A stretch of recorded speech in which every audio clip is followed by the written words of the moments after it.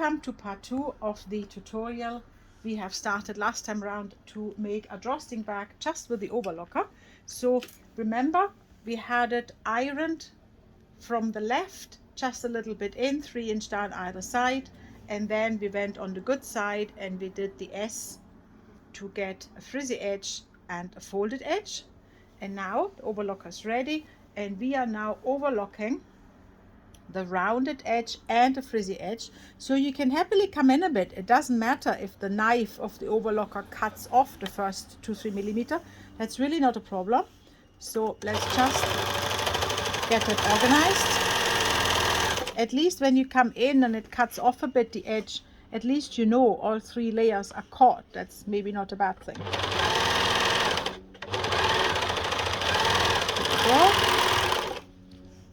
And then we cut near. So a lot of people ask me, what do you do with the ends of the overlocking? Well, I'm not someone who would now put that in the needle and bury it, because I think that looks messy in its own right. I cut it about 1/2 inch away, and then I pull it.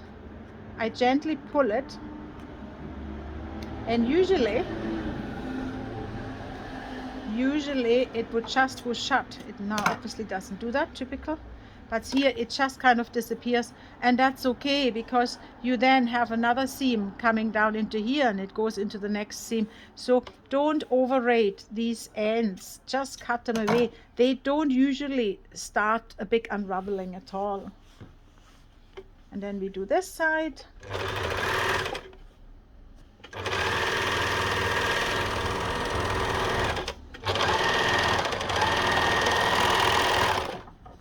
And again we so if it doesn't, sometimes it doesn't catch it to the end for whatever reason, we can just go in the overlocker and do that little bit again.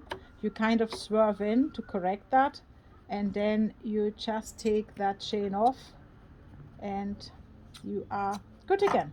So now that you have that, here's your tunnel, and because we had ironed a bit of fabric inwards, you don't have a raw edge here, and that looks quite nice and complete here with that little stitching line. And now let's cut that. I like to cut as I go, and then I'm not landed with lots of ends hanging off everywhere after a while. So, and then you open up that tunnel on both like so. You connect the tunnels, and then you want to start again just here, just below the tunnel.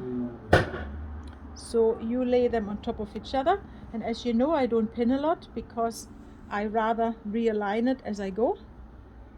Here you go in there, and for that you don't necessarily have to lift the lever all the time. You can just lift the nose on your overlocker and arrange for it. So now you need to understand, the knife is here, the needles are far further in still.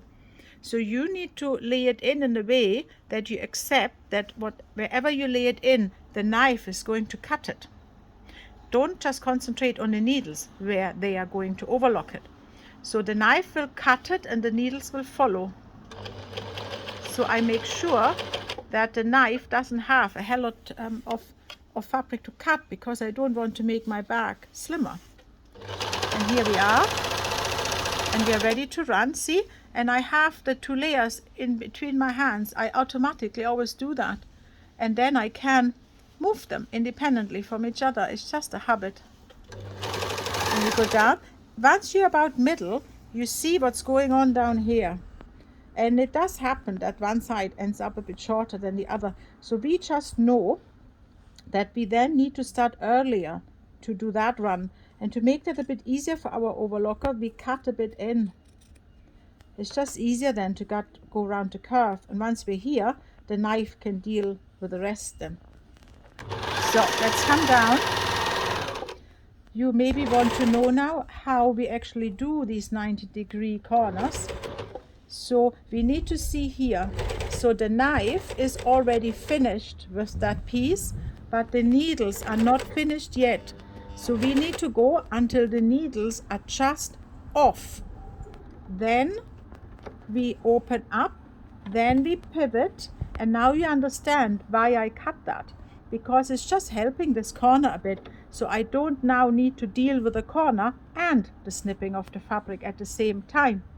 And then from here onwards the knife can take over again. Here you go.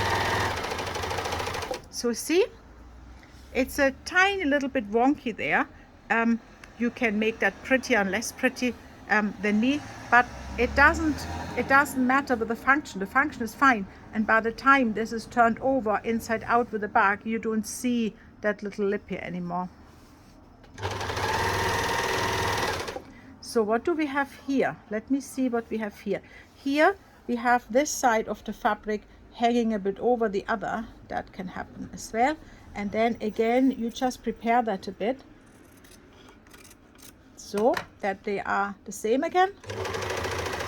Come to the end. Now we try for a better corner. Let me see. Let me give that another shot. We come over. So sometimes it's actually interesting that you don't just go one step over, but 2 or 3 over. That locks the corner better. And then when we pivot, we should have a better corner. Yeah, that actually does look a bit better. That doesn't have that dimple in the other corner had. So, and now we need to come back up here. So here it's back together. See these poplins, they sometimes are a bit squint on the bolt, so therefore down there we didn't have it at the same level. We had to cut a bit, but by the time you come up here, you just swing back out. So you always have to kind of bit eyeball a bit, that you make it back to here, and then you fold that down.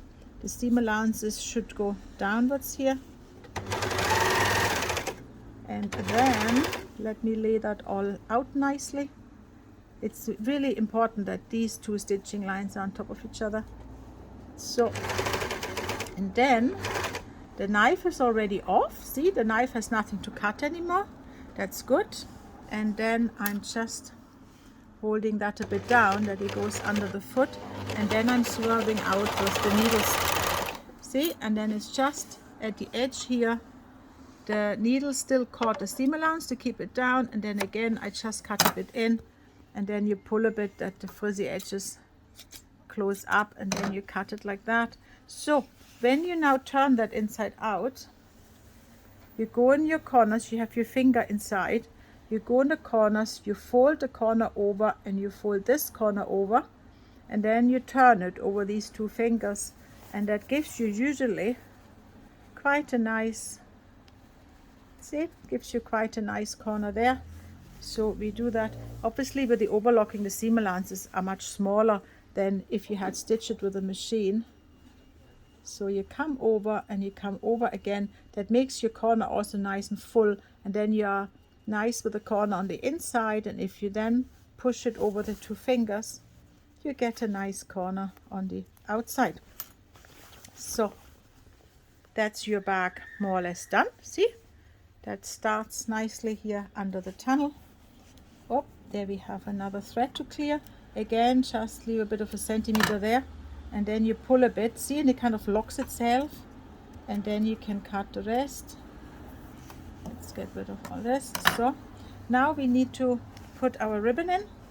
So for the length of the ribbon, I don't give you a measurement, because it really depends on how broad your fabric ends up.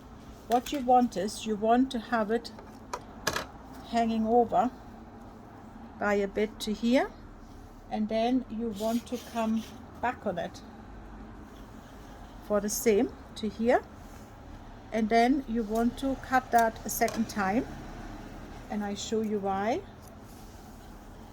So then of course you now can use a safety pin, but with the safety pins you would have a hole there, which you then can disguise with a knot after. But you can also use these nice wool needles, and you just need to make yourself quite a tail that you don't lose the ribbon in the tunnel. Then you go in the tunnel, you come out this side, hope that you don't lose your thread. Very good.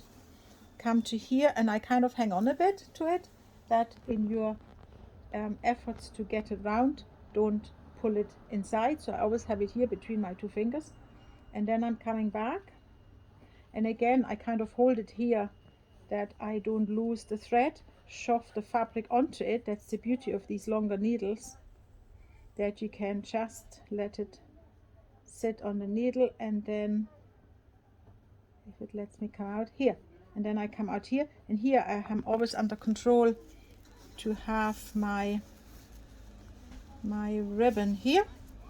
Then I come out, and then you take them together and you do this knot here like so. So that's number one. Put it nice on the side, and then you do exactly the same thing again the other way. Come in here, make a good tail. So now we are starting on this side. We go in, hold it here. See, you don't shove it in, you hold it here. You hold it here, you shove the whole tunnel onto the needle, then you hold it here, and then you push everything over, and only at the very last minute you let it go and get through the tunnel, so that you don't lose that ribbon here. And then again we put that end in between our two fingers, and then we come in on this side, put everything onto the needle, come out here, let it go last minute, shove it all over carefully, and here we are. We still have that one, so we are good. Come out here, and then we make a knot on this side. Make sure it doesn't curl in the wrong way. So where does that come out? This one needs to come underneath this one. Here we are. Let's make a knot here, and then we have now a knot either side. See? And now if you pull them, they pull together on each other. And here's your finished bag. Thank you very much for watching.